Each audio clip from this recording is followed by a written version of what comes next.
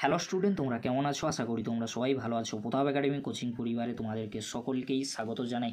তোমরা যারা ক্যালকাটা ইউনিভার্সিটির আন্ডারে থার্ড সেমিস্টারে পড়ছো, তোমাদের জন্য আজকের আমি নিয়ে চলে এসেছি ইতিহাস অনার্সের সিসি 5 পেপারে গুরুত্বপূর্ণ 5 মার্কস ও 10 মার্কসের কোশ্চেনগুলি। এই কোশ্চেনগুলি তোমরা এখন থেকে ভালো করে রেডি করে নাও। এখান থেকে তোমরা সমস্ত কোশ্চেন কমন পেয়ে যাবে, আর তোমাদের যে সিসি 5 পেপারের সাপ্লি রয়েছে সেটাও তোমরা ক্লিয়ার করে নিতে পারবে।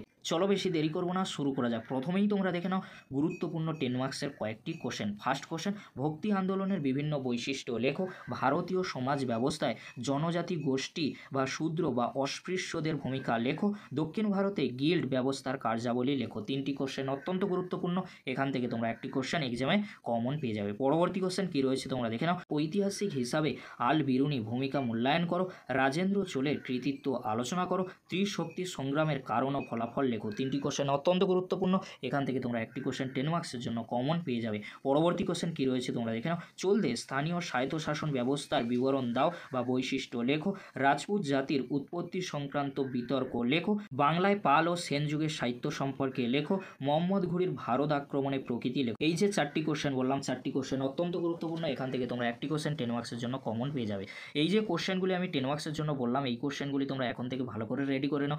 অবশ্যই তোমরা এখান থেকে 3টি কোশ্চেন কমন পেয়ে যাবে। এবারে তোমরা দেখে নাও সিসি 5 পেপারে গুরুত্বপূর্ণ 5 মার্কসের কয়েকটি কোশ্চেন। ফার্স্ট কোশ্চেন, সুলতান মাহমুদ ও মোহাম্মদ ঘুরির ভারত আক্রমণের প্রকৃতির মধ্যে তুমি কিভাবে পার্থক্য করবে? আদি মধ্যযুগের সমাজ ও অর্থনীতিতে মন্দিরের ভূমিকা লেখো। আদি মধ্যযুগে কৃষি ব্যবস্থার সম্প্রসারণ তুমি কিভাবে ব্যাখ্যা করবে? 3টি কোশ্চেন অত্যন্ত গুরুত্বপূর্ণ। এখান থেকে তোমরা একটি কোশ্চেন 5 মার্কসের জন্য কমন পেয়ে যাবে। পরবর্তী কোশ্চেন কী রয়েছে তোমরা দেখে নাও। ধর্মপালের কৃতিত্ব লেখো। আরবদের ভারত আক্রমণের কারণ বা সিন্ধু অভিযানের তাৎপর্য লেখো। চোলদের আমলে বঙ্গোপসাগরকে চোল সমুদ্রম বলা হতো কেন, বা চোলদের সামুদ্রিক কার্যকলাপ সম্পর্কে লেখো। এই যে 3টি কোশ্চেন বললাম, 3টি কোশ্চেন অত্যন্ত গুরুত্বপূর্ণ। এখান থেকে তোমরা 1 থেকে 2টি কোশ্চেন এক্সামে কমন পেয়ে যাবে। পরবর্তী কোশ্চেন কী রয়েছে তোমরা দেখে নাও। মাৎসন্যায় সম্পর্কে টিকা লেখো। কৈবর্ত বিদ্রোহ সম্পর্কে টিকা লেখো। দ্বিতীয় তোরাইনের যুদ্ধের গুরুত্ব লেখো। 3টি কোশ্চেন অত্যন্ত গুরুত্বপূর্ণ।